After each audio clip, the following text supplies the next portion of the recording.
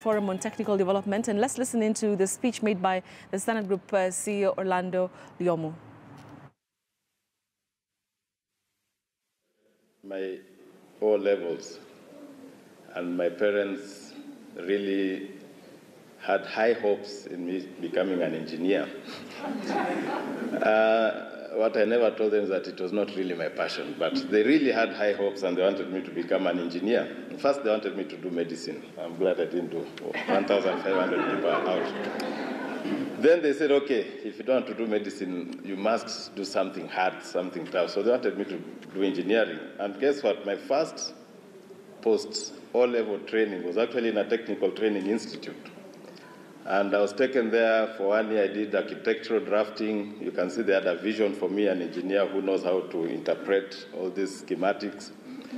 But as fate would have it, I ended up in a business course. So I don't think it was wasted education, but the lesson is I gained certain knowledge, certain skill sets in an institution that was not a university.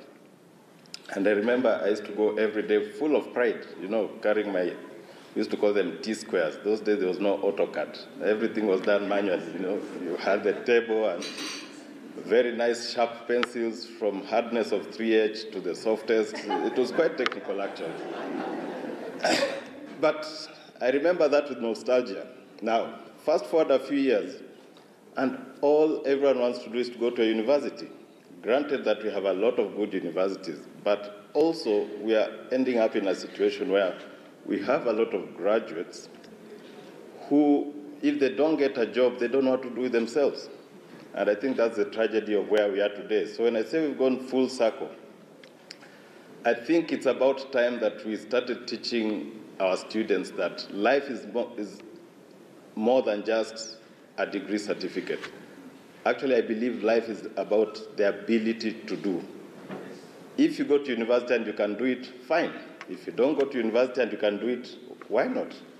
And the fact that today we are here to relaunch this through the rebranding exercise, I think it's the first step, because we need to start creating a sector that will bridge the gap.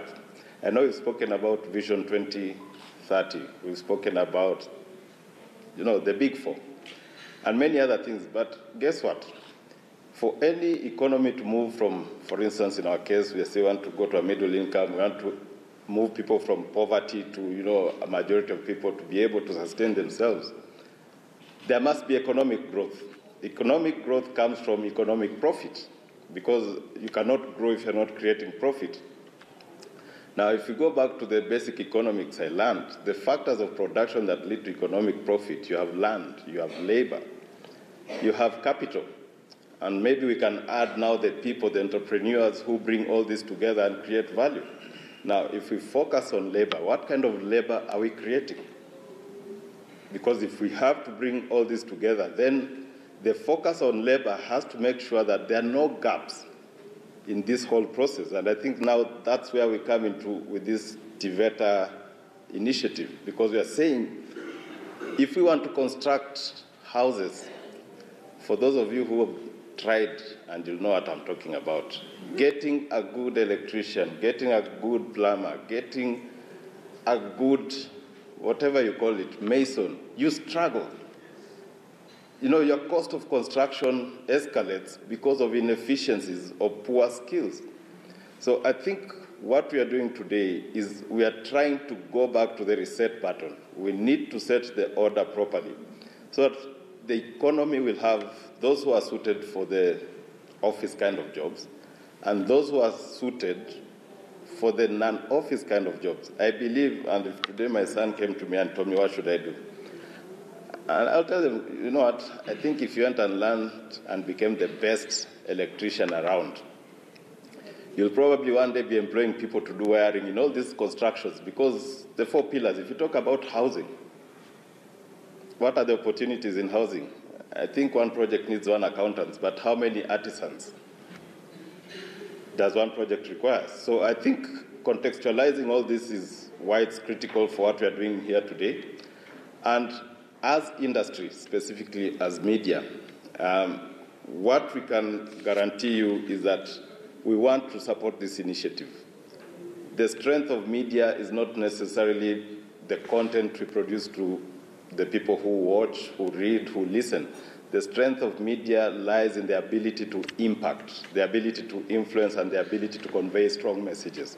So we want to say that, as we've always done, especially as Standard Media Group, we shall support these initiatives.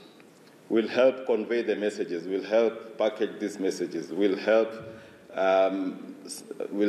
in whatever capacity we can as media. We believe that if we do it right, this sector then will start getting its due place in society. All right, so that is the CEO of Standard Group, Orlando Lyomu, of course, talking at the forum to do with technical development here in the country. All right.